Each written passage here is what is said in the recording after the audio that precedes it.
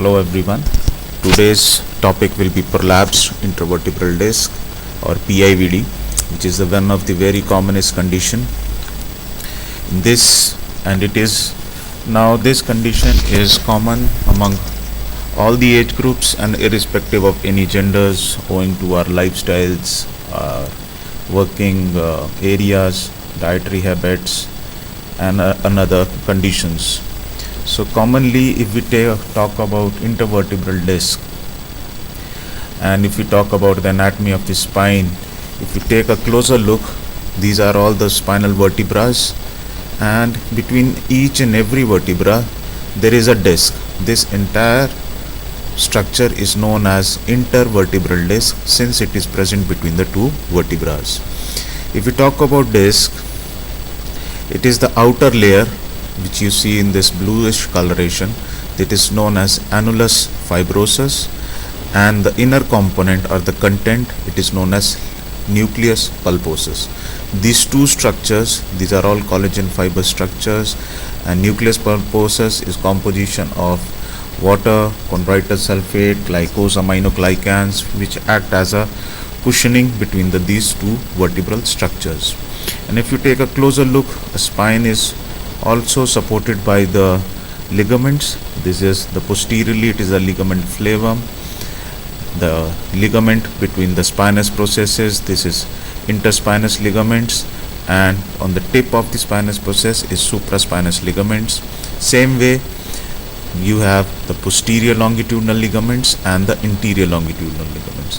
These are all the supportive structures which are maintaining the spinal congruity and taking up the overload of the spine. Rather, there are a lot of forces acting over the spine: the shear forces, the tensile forces, axial compression forces, and the torsional forces. And these all forces are maintained by all these structures, which is avoiding the overloading over the vertebral process and any compression on this nerve canals.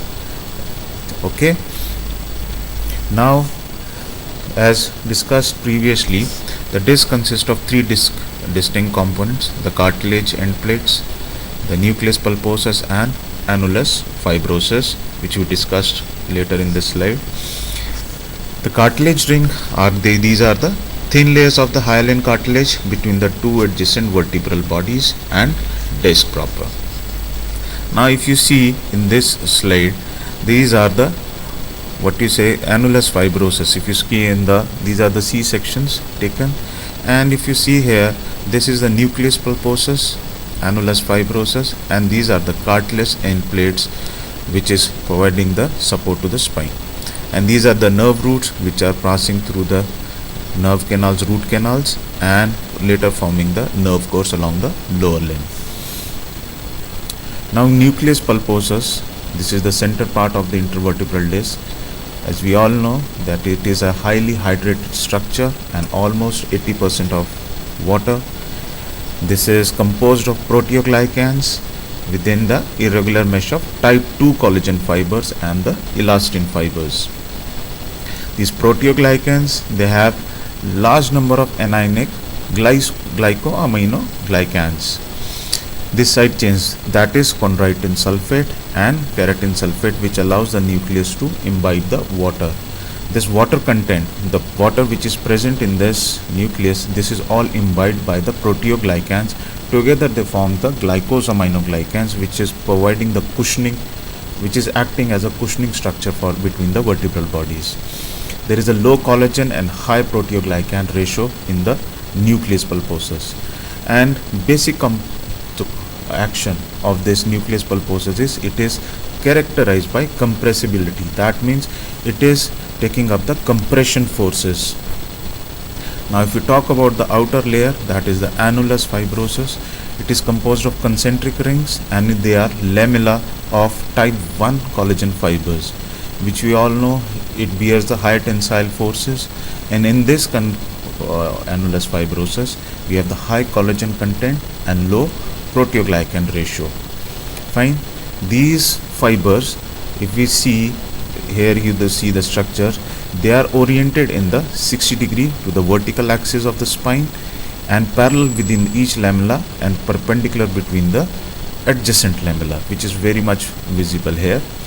Annulus fibrosus functions to contain the nucleus pulposus, and it maintains the pressure under the compressive loads, and it is characterized by extensibility and the tensile strength. So nucleus pulposus is taking up the tensile forces, fine, and it is taking up the compressive forces, fine. Now the distribution of load in the intervertebral disc. If you see the figure A, in the normal healthy disc, the nucleus distributes the load equally. See, whenever there is a axial forces or compression forces, if we see this, if we take it along the whole spine, this is the forces which is coming over the nucleus or over the disc. These forces will be evenly divided along the annular fibers along the whole length of the spine. And with the age, and it is clinically established that after 30 and maybe earlier also, depending upon our lifestyle, exercising and working habits, the disc or the spine undergoes the degenerative changes.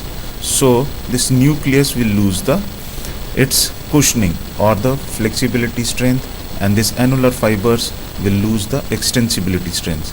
And so whenever there is loading, this loading is distributed unequally along the annular fibers. And with the age, as it progresses, there is a degenerated disc where the nucleus has lost all its ability to cushion the load, where the water content has decreased, the proteoglycan content has decreased, so the load will be distributed uneven and it may lead to disc herniation. Now if we talk about stages of PIVD, it has 4 stages. These are all degenerative disc, that is, it is bulging, prolapse disc, disc extrusion, disc sequestration. Okay. If we talk about degeneration or a bulge, this is the early stage when the disc is stretched. See, you can see this nucleus is there. Now it is moving towards the outer wall of the annular fibers, and this annular fibers or the disc is getting stretched to retain to the normal shape whenever the pressure is relieved. Okay, it will get stretched whenever it undergoes the loading, and it will come back to its normal structure. Now if we talk about protrusion, this is a stage which is prominent and soft jelly center has spilled out to the inner edge of the outer fibers, barely held in by the remaining disc fibers. Fine. See, you can see it very clearly in this prolapse or protrusion. It is coming out towards the annular fibers. Extrusion. In this case, the herniated spinal disc, the soft jelly is completely spilled out of the disc and now protruding out of the disc fibers. See, extrusion is a self-explanatory term. It is extruded. Now this nucleus will be coming out of the annular fibers of the disc, which is leading to the compression, severe compression of the spinal nerves, and leading to the problem along the nerve course. Sequestration. If we talk about sequestration, it is the nuclear material or jelly material. It breaks away from the disc into the surrounding area. Prolapse disc. It is commonly called a slip disc. That is, does not actually a slip disc, but it is a sequestration or a droplet. See, now in sequestration, these droplets, which is very much visible here, a sequestra will be formed and it goes along the neural canal. See, if we talk about intervertebral disc, it is, as we discussed earlier in the slide in the anatomy, it is present between the two adjacent vertebral bodies, and these are like the rubber washers and allow movement of the spinal column. These are for the cushioning and allowing the spine or the vertebral column to move smoothly. This contains jelly-like material surrounded by the fibrous ring, which we have just studied. That is our nucleus pulposus, which is jelly-like material containing water molecules and proteoglycans and glycosaminoglycans imbibed together with the type 2 collagen fibers, and annular fibers, which is having the high type 2, type 1 collagen fibers. When this fibrous ring becomes diseased due to injury or any other condition, then the jelly-like substance or the nucleus is pushed out of the or collapses into the spinal canal and causes pressure on the spinal cord and its accompanying nerve roots. There can be a lot of factors, but commonly we have the congenital and the developmental factors. Other factors can be poor nutrition, that is the nutrient supply towards the disc, poor health habits, smoking, alcoholism, accumulated trauma, commonly it is a sports trauma, any accidental injury leading to the weakening of the intervertebral disc, biomechanical factors, poor posture or poor ergonomics, that is long sitting, poor sitting pattern, standing pattern, walking pattern, posture, again the same thing, abnormal daily routine postures, repetitive micro trauma, that is flexion compression injuries, and the tensional injuries, that is the occupation related. See, repetitive, now if we talk about etiology, repetitive mechanical activities, that is which is very common, frequent bending, twisting, lifting and other similar activity, and that is at a stretch which is very continuous in fashion, will put a load on the intervertebral disc.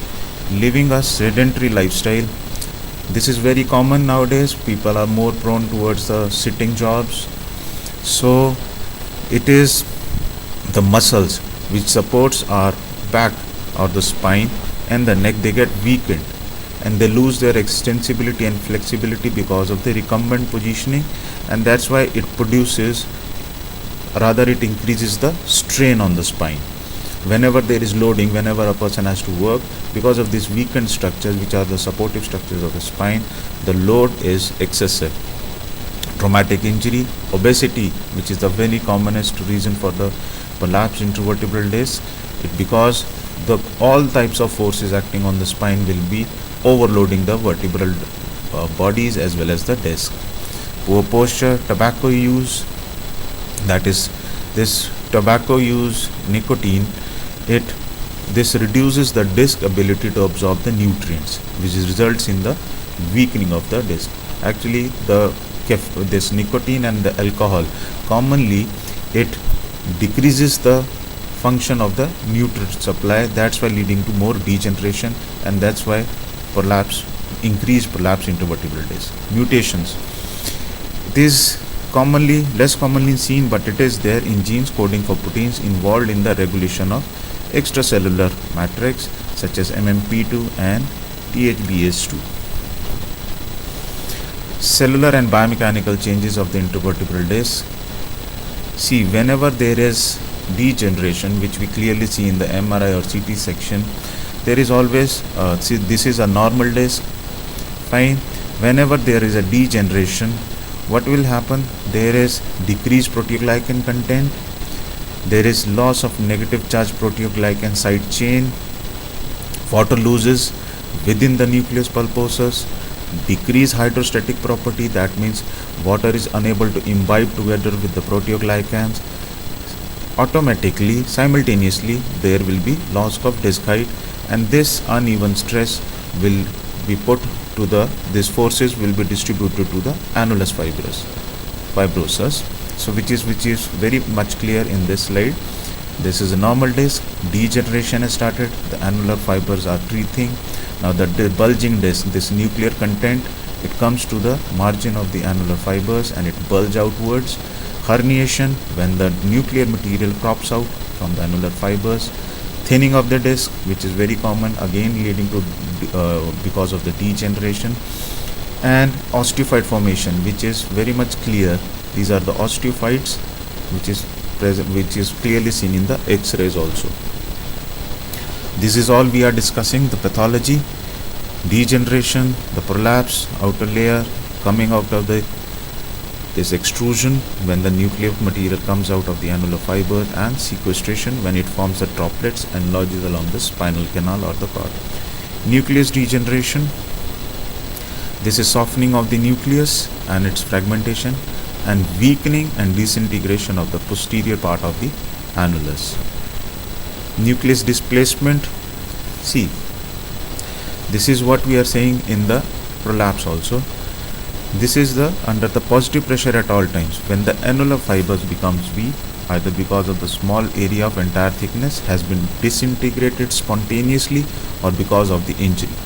Now this nucleus tends to bulge through the defect, and this is known as disc protrusion.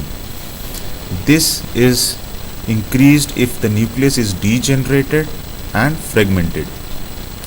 Finally, the nucleus come out of the annulus and under the post longitudinal ligament, though does not lose the contact with the parent disc. This is known as disc extrusion. Once this disc is extruded, it cannot go back, and the posterior longitudinal ligament is not strong enough to prevent the nucleus protruding further.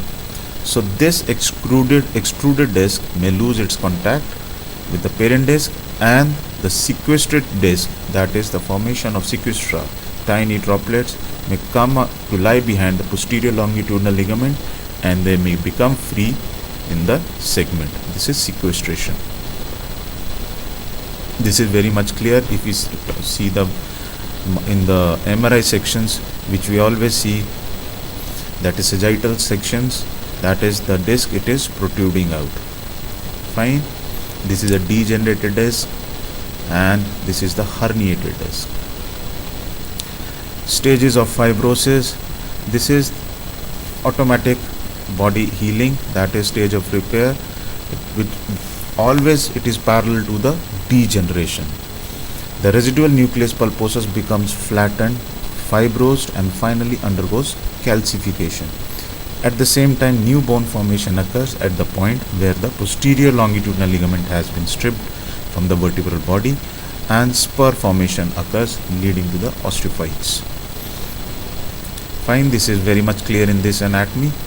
This is what we are discussing, and it is commonly seen in the MRI sections. This blackened part, if you see, which we'll discuss, I'll show you the slide, which is very much clear as a blackened portion. The disc is protruding outwards.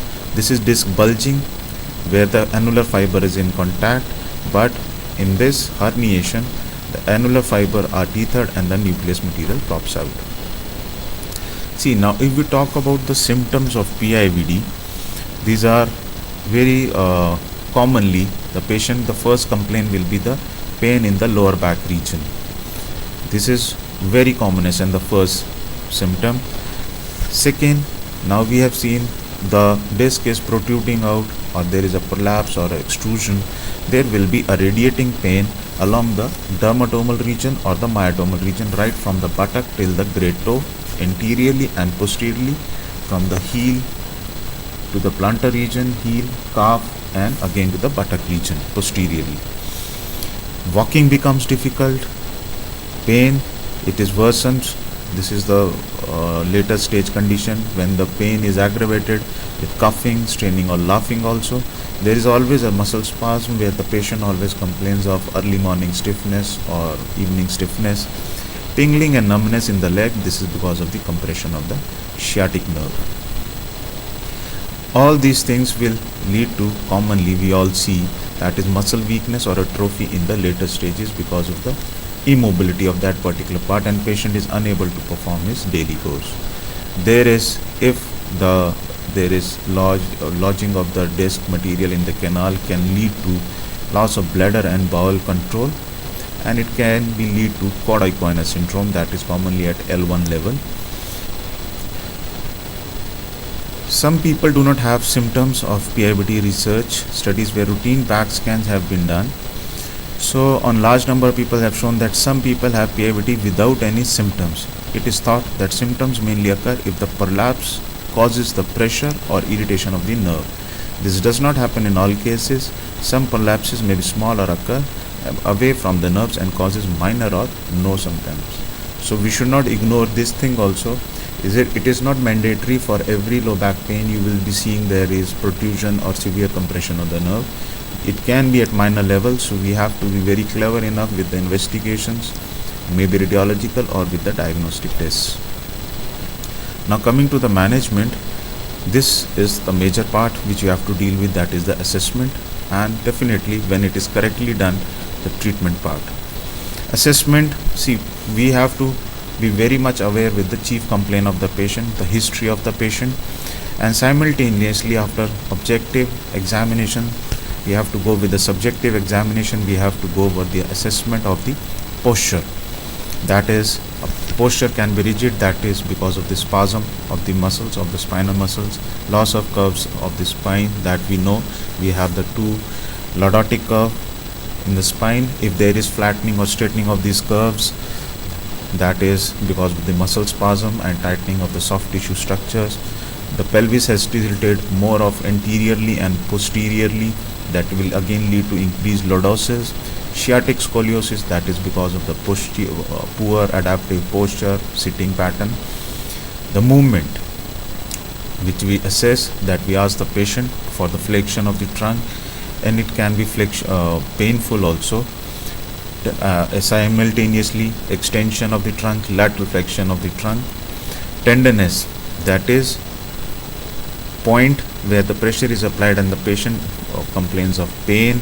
It can be along the midline or lateral to the spinous processes. See, if we talk about PIVD, and we have already studied in our earlier classes that there is adaptive gait pattern for the PIVD patients, because if the interior pelvic tilt has increased, it will lead to increased lumbar lordosis. Maybe patient has developed sciatic scoliosis, or there is flattening of the curve. So what will happen, the patient walks with the excessive hip flexion. It can be these biomechanical changes can put stress on the soft tissue structure as well as the muscle, and it will lead to IT band contractures or tightness. Hip flexor spasticity here means the hypertonicity, the tone has been increased. Hip flexion contractures, these are the chronic stages which will lead to abnormal gait patterns. Compensation for excessive knee flexion and ankle dorsiflexion. Compensation for excessive ankle flexion and plantar flexion in mid swing, and most commonly the excessive hip flexion can significantly change the gait pattern. So we have to be very much aware of all these structures. It is not only the radiological investigation posture, we have to see the gait pattern, because this altered gait pattern is because of the tightness of all these muscles. Along with, we already discussed in the earlier slides that it can lead to the wasting or atrophy of the muscles or weakness. So during the swing phase, this is the commonly happening there, hip abductor muscle is weakened, and during the swing phase it allows opposite leg to lift, the abductor muscle stabilizes the pelvis. The special test, that is for the cervical PIVD, we have foraminal compression test, distraction test, upper limb tension test, shoulder abduction, and Tinel signs, that is for the radiculopathy. That is foraminal compression test, you place both the hands over the head and you apply a axial compression force along the C-spine, and if the patient complains of the radiating pain or the localized tenderness pain, that means the test is positive. And for the further confirmation, if we go with the distraction and it releases or relieves the patient of the pain, that is again it is positive, that means the pain is because of the compression of the nerves. Upper limb tension test, we check the median, radial and ulnar nerve by compressing along the nerve root and to see whether which nerve is getting compressed along the nerve length. Same way is the shoulder abduction and the Tinel sign. This is all for the median nerve compression test. This is along the Tinel sign, which is very much visible along the median nerve getting compressed at the carpal tunnel, and this is the shoulder abduction test. Fine. In case of lumbar PIVD, we have SLR or the straight leg raising test, Lessigue's test, bowstring test, prone knee bending. Fine, that is for L1. Sensory impairment over the dermatomes or the motor weakness over the myotomal distraction. See, for SLR, we have to be very much observant, because when we conduct SLR, we ask the patient to actively raise the leg or the flex the leg. If there is in the range of 0 to 35 degrees, if there is any tension or radiating symptoms or pain along the nerve length, it is because of the sciatic nerve. If it is between 35 to 70 degree or 75, this sciatic nerve tenses over the disc during the range, and rate of deformation diminishes as the angle increases. So between 35 to 75 degrees. At the terminal, that is at the 75, the compression decreases. And if it is more than 75 degrees, there is no deformation of the roots. Now see, in these x-rays it is very much visible. The curve, normal lordotic curve is not there, presence of osteophytes are there.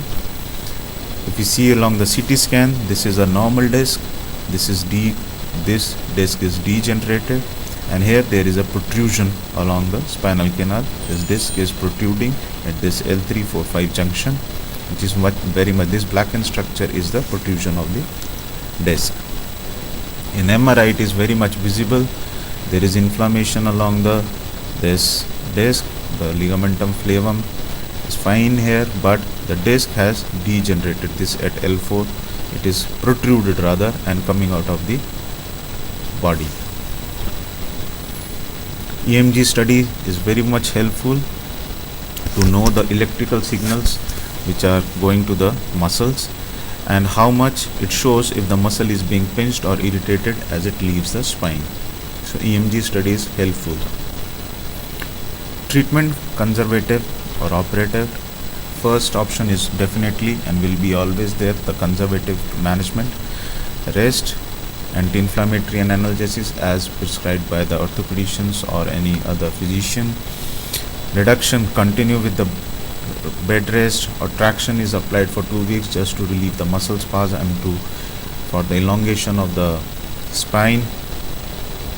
Then chemonucleolysis, that is done again by the surgeon. Dissolution of nucleus pulposus by percutaneous injections of proteolytic enzymes, that is chymopapain. This enzyme has a property of dissolving the fibrous and cartilaginous tissue. Operative management indications. If this is the last stage which we are focusing, that is whenever there is chordoid-choana compression, where there is neurological deterioration and there is complete failure of the conservative management, patient complains of persistent pain and signs of sciatic tension after 3 weeks of conservative treatment. That is, even the pain persists during the resting position, then the final advice is for the surgery. We can go with the hot packs or the low packs, both the cryotherapy, depending upon the type low back pain, whether the stage is acute or chronic. Physiotherapy management, that is, we have to determine the position of comfort for the symptom reduction, that is functional position. The patient may have extension bias. Patient symptoms are lessened in this position of extension and provoked in flexion, that is in bending. Flexion bias, that is patient symptoms are lessened in position of spinal flexion and provoked in the spinal extension. So we have to see which position is relieving the compression of the nerve, whether it's a flexion or extension of the spine. These are the muscles which we said which undergo shortening, so we will prefer the stretching of the hamstring. We have the quadruped arm and leg raise. Again, it is core strengthening where the alternate arm and the leg is raised with tuck in tummy. We have the planks, again for the side obliques and the core muscles. Gluteal, hip extensors get weakened, so and shortening also, the gluteal stretches are there. Cat and camel, again for the core stability and the straightening or strengthening of the spinal extensors. Pelvic tilt, to avoid the excessive anterior tilting of the pelvis, which is increasing the lordosis. Partial curl, strengthening the abdominal muscles, and extension exercises to relieve the muscle spasm. These are the sciatic nerve pains, which is going along the nerve course, the dermatoval region, right from the, as we know, it starts from greater sciatic foramen until it reaches the toe. So we have to be very much aware of all these dermatomes and the myotomal regions, and simultaneously we have to focus towards the strengthening of this. Is for the hip flexors, this is for ankle plantar flexors, again hip flexors, this is for hamstrings, and this is for abductors. Spinal extension, We see in commonly OPDs, everyone is prescribing go for spinal extension exercises, but it is contraindicated when no position of movement decreases or centralizes the pain, when there is no centralization of the pain, when the patient is in such extreme pain that he rigidly holds the body immobile. Spinal flexion is avoided when the extension relieves the symptoms and when flexion increases the pain. Spinal complete bending, flexion means complete bending, is contraindicated when the extension relieves the symptoms and when the flexion increases or peripheralizes the symptoms. There are a lot of modalities which can be used, that is cryotherapy, TENS for the pain, ultrasound as phonophoresis, it increases the extensibility of the connective tissues, moist hot pack leading to increased vascularization, and it also helps in decreasing the muscle spasm. Shortwave, deep heating modalities, long wave therapies or pulse shortwave diathermies are there. IFT again for relieving of pain. Soft tissue manipulation to reduce the local muscle spasm and induce the relaxation. Trexon can be, and it is less commonly used, but still it has some advantages there. It releases the or relieves the nerve root compression. So that's all for today. That is in the PIVD.